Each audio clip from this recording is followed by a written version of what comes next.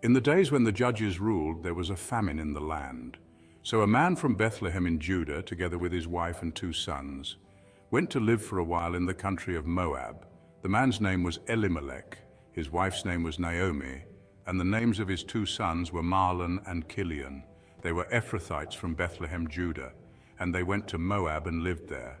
Now Elimelek, Naomi's husband, died, and she was left with her 2 sons. They married Moabite women, one named Orpah and the other Ruth. After they had lived there about 10 years, both Mahlon and Chilion also died, and Naomi was left without her 2 sons and her husband.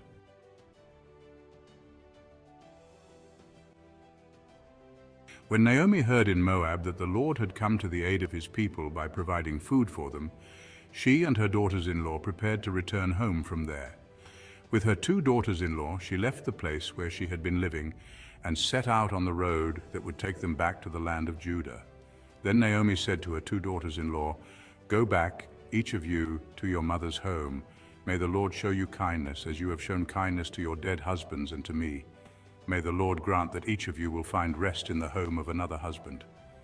Then she kissed them goodbye, and they wept aloud and said to her, "We will go back with you to your people." But Naomi said, "Return home, my daughters. Why would you come with me? Am I going to have any more sons who could become your husbands? Return home, my daughters. I am too old to have another husband. Even if I thought there was still hope for me, even if I had a husband tonight and then gave birth to sons, would you wait until they grew up? Would you remain unmarried for them? No, my daughters. It is more bitter for me than for you, because the Lord's hand has turned against me." At this they wept aloud again. Then Orpah kissed her mother-in-law goodbye, but Ruth clung to her. "Look," said Naomi, "your sister-in-law is going back to her people and her gods. Go back with her." But Ruth replied, "Don't urge me to leave you or to turn back from you. Where you go, I will go, and where you stay, I will stay. Your people will be my people, and your God my God. Where you die, I will die, and there I will be buried. May the Lord deal with me, be it ever so severely, if even death separates you and me." When Naomi realized that Ruth was determined to go with her, she stopped urging her. So the 2 women went on until they came to Bethlehem. When they arrived in Bethlehem, the whole town was stirred because of them, and the women exclaimed, "Can this be Naomi? Don't call me Naomi," she told them. "Call me Mara, because the Almighty has made my life very bitter. I went away full, but the Lord has brought me back empty. Why call me Naomi? The Lord has afflicted me. The Almighty has brought misfortune upon me." So Naomi returned from Moab, accompanied by Ruth the Moabite, her daughter-in-law, arriving in Bethlehem as the barley harvest was beginning.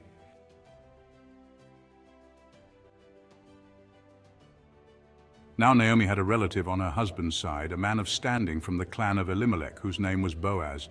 And Ruth the Moabite said to Naomi, "Let me go to the fields and pick up the leftover grain behind anyone in whose eyes I find favor." Naomi said to her, "Go ahead, my daughter." So she went out, entered a field, and began to glean behind the harvesters. As it turned out, she was working in a field belonging to Boaz, who was from the clan of Elimelek. Just then Boaz arrived from Bethlehem and greeted the harvesters. "The Lord be with you, the Lord bless you," they answered. Boaz asked the overseer of his harvesters, "Who does that young woman belong to?" The overseer replied, "She is the Moabite who came back from Moab with Naomi." She said, "Please let me glean and gather among the sheaves behind the harvesters." She came into the field and has remained here from morning till now, except for a short rest in the shelter.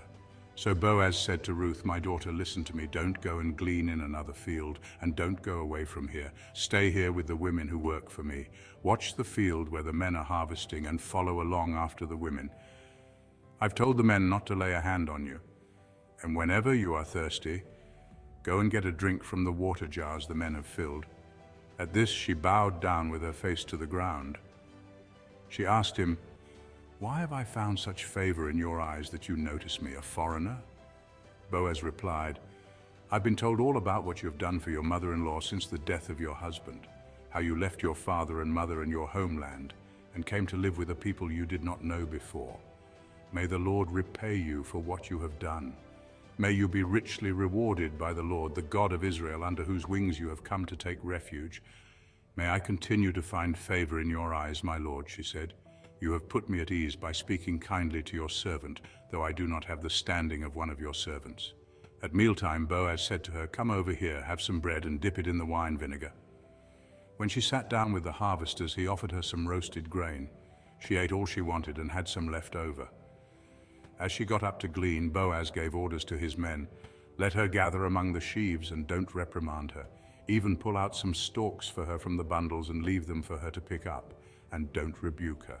So Ruth gleaned in the field until evening. Then she threshed the barley she had gathered, and it amounted to about an ephah. She carried it back to town, and her mother-in-law saw how much she had gathered.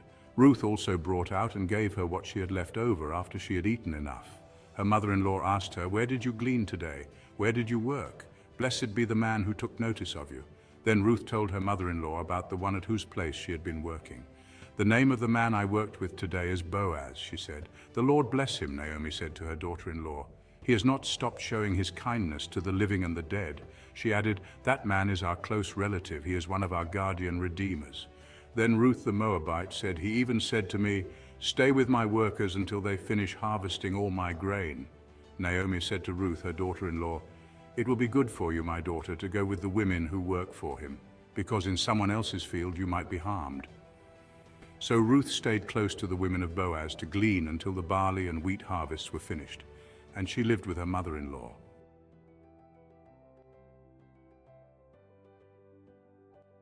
One day Ruth's mother-in-law Naomi said to her, "My daughter, I must find a home for you where you will be well provided for. Now Boaz, with whose women you have worked, is a relative of ours. Tonight he will be winnowing barley on the threshing floor. Wash, put on perfume, and get dressed in your best clothes. Then go down to the threshing floor, but don't let him know you are there until he has finished eating and drinking. When he lies down, note the place where he is lying. Then go and uncover his feet and lie down. He will tell you what to do." "I will do whatever you say," Ruth answered. So she went down to the threshing floor and did everything her mother-in-law told her to do. When Boaz had finished eating and drinking and was in good spirits, he went over to lie down at the far end of the grain pile. Ruth approached quietly, uncovered his feet, and lay down. In the middle of the night, something startled the man. He turned, and there was a woman lying at his feet. "Who are you?" he asked. "I am your servant Ruth," she said. "Spread the corner of your garment over me, since you are a guardian redeemer of our family."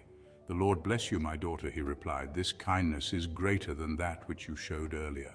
You have not run after the younger men, whether rich or poor. And now, my daughter, don't be afraid.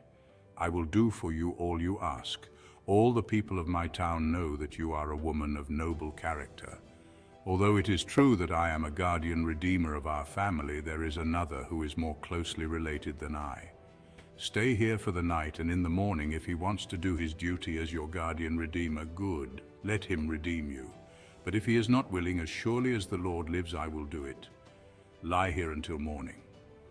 So she lay at his feet until morning, but got up before anyone could be recognized, and he said, "No one must know that a woman came to the threshing floor." He also said, "Bring me the shawl you are wearing and hold it out." When she did so, he poured into it 6 measures of barley and placed the bundle on her. Then he went back to town. When Ruth came to her mother-in-law, Naomi asked, "How did it go, my daughter?" Then she told her everything Boaz had done for her and added, "He gave me these 6 measures of barley, saying, 'Don't go back to your mother-in-law empty-handed.'" Then Naomi said, "Wait, my daughter, until you find out what happens, for the man will not rest until the matter is settled today."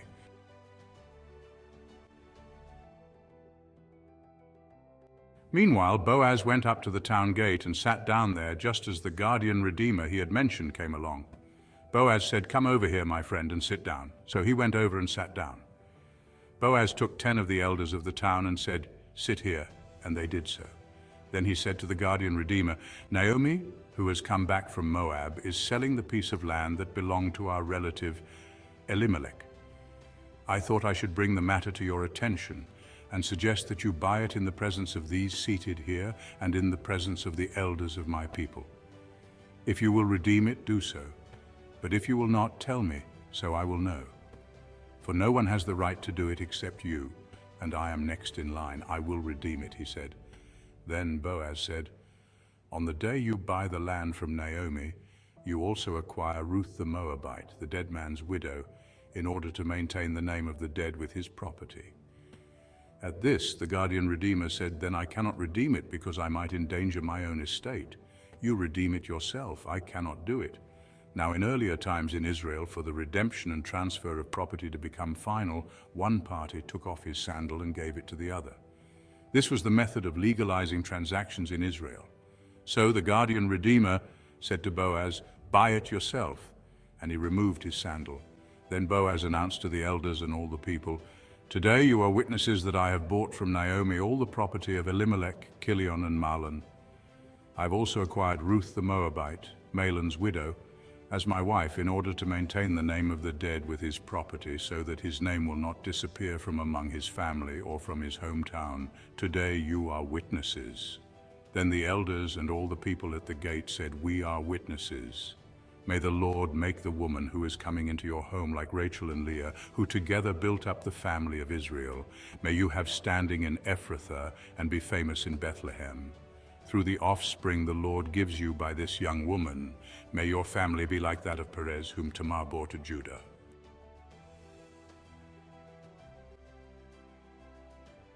So Boaz took Ruth, and she became his wife. When he made love to her, the Lord enabled her to conceive, and she gave birth to a son. The women said to Naomi, "Praise be to the Lord, who this day has not left you without a guardian redeemer. May he become famous throughout Israel. He will renew your life and sustain you in your old age. For your daughter-in-law, who loves you and who is better to you than 7 sons, has given him birth." Then Naomi took the child in her arms and cared for him. The women living there said, "Naomi has a son," and they named him Obed. He was the father of Jesse, the father of David.